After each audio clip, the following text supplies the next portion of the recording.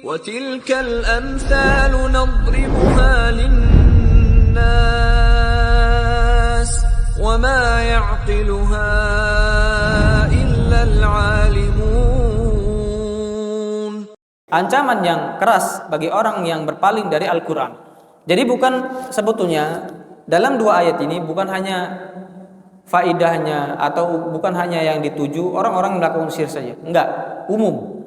Siapapun yang menyelisih Al-Quran, siapapun yang berpaling dari Al-Quran, lebih mengedepankan selain Al-Quran, ini termasuk dari ancaman ini. Maksudnya apa? Dia termasuk orang yang mengganti Al-Quran dengan apa? Selain Al-Quran. Orang yang memilih selain Allah dibandingkan dengan Allah Subhanahu wa taala. Banyak ya contohnya.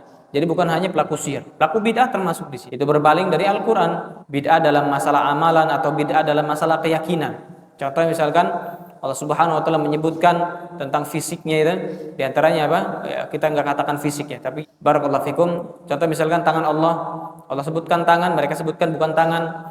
Allah sebutkan mata, mereka sebutkan bukan mata.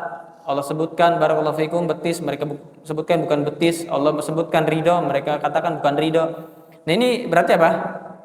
Berpaling dari kitabullah, termasuk